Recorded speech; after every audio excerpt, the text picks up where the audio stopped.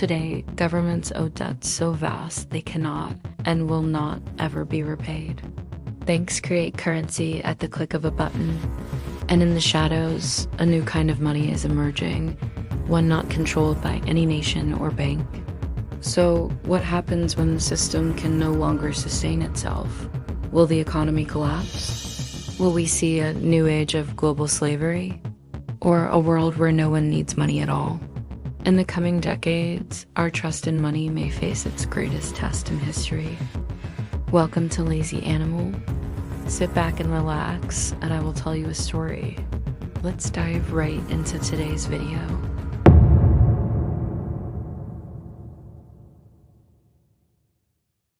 Before we can imagine what money will become, we must remember what it once was. Before there were banks, credit cards, or crypto wallets, there was something far simpler: the need to trade. In the earliest human societies, survival depended on relationships. You grew wheat, I herded goats, and through barter we met each other's needs. But barter had limits. What if I needed meat now, but your goats were too young to slaughter? What if I wanted wine, but the winemaker didn't need grain? That inefficiency led to one of humanity's most transformative inventions: money. The first known coins, minted in the ancient kingdom of Lydia around 600 BCE, weren't just lumps of metal. They were symbols that the ruler himself guaranteed their value. That guarantee was revolutionary because it allowed trade between strangers who might never meet again. Money solved the problem of trust. But it also created something new: the possibility for power to exist, not just through physical force, but through control of value itself.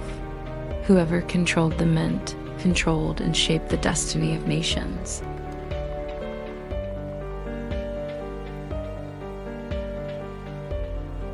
For centuries, money had to be tied to something like gold, silver, livestock, or land. That tether gave people confidence that their currency wasn't just an empty promise. But in the 20th century, the link between money and reality was severed.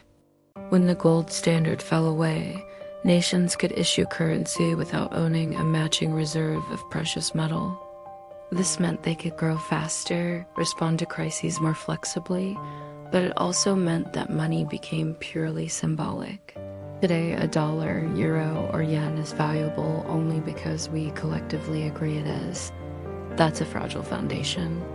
And in a strange way, this illusion of value has made the system both incredibly powerful and incredibly unstable. If belief in a currency falters, even slightly, markets panic, economies crash, and the illusion shatters.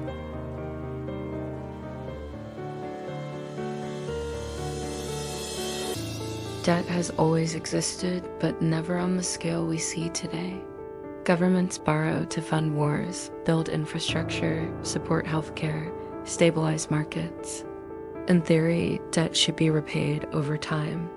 In reality, the numbers have grown so massive they're almost meaningless, hundreds of trillions worldwide. Here's the uncomfortable truth: these debts will never be repaid. The modern system is designed for perpetual borrowing. The World Bank and the International Monetary Fund, institutions meant to stabilize economies, now find themselves lending into a system that requires constant injections of new debt to survive. It's like balancing on a bicycle. You can't stop pedaling without falling. But what happens when the road ends?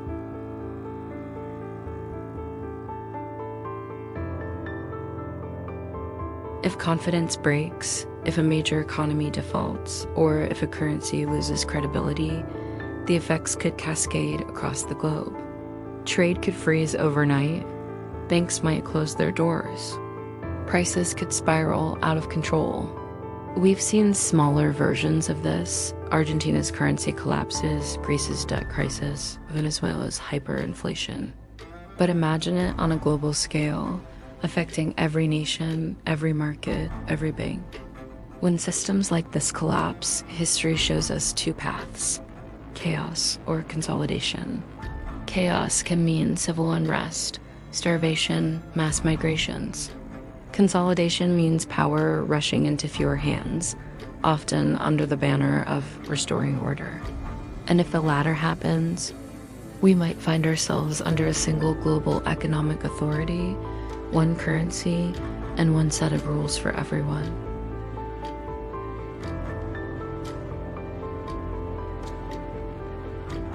If a small elite controls the global monetary system, debt becomes more than the economic condition it is today. It becomes a form of invisible slavery. In such a world, your debts, taxes, and interest payments bind you, and the rules are set so that escaping this cycle is almost impossible. Entire generations might live and die servicing obligations they never chose, obligations passed down like a hereditary curse. This elite would have every incentive to keep the system intact. Surveillance could ensure compliance. Digital currencies might track every transaction, every purchase, every gift you give. Dissent could be punished economically, your account frozen, your access to essentials revoked. This is not a far-fetched dystopia. In some countries, elements of this already exist. And once such a system is fully operational, it could become self-reinforcing. The more control they have, the more they can prevent challenges to their authority.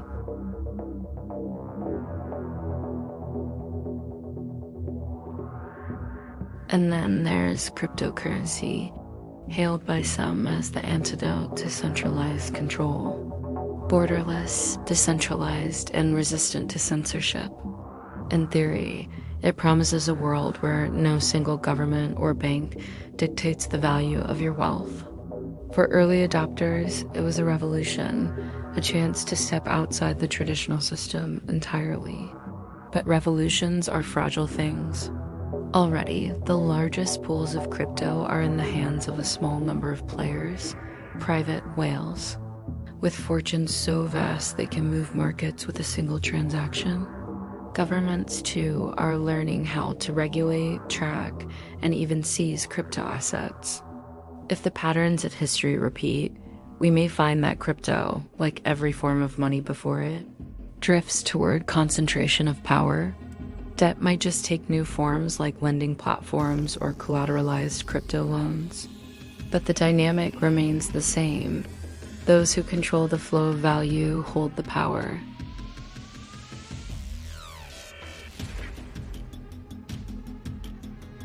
And yet, while the shadow of control looms, another force is rising, one that might undermine the very need for money itself. Imagine a world where AI and robotics produce almost everything: food, clothing, housing, entertainment, medicine. No human labor required. In such a society, the logic of earning money collapses.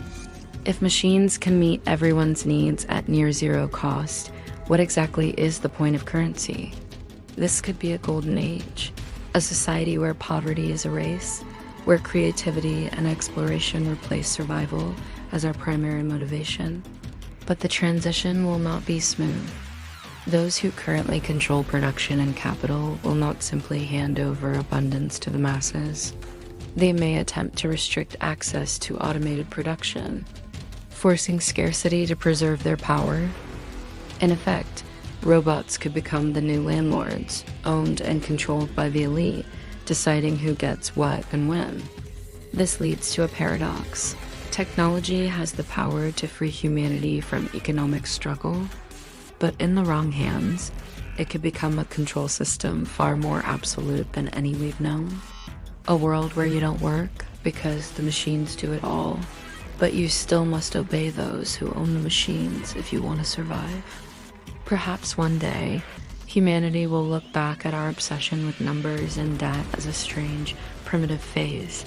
Or perhaps money will simply take a new shape, one that we cannot yet imagine. That is all for today. Please like and subscribe, and I will see you in the next video.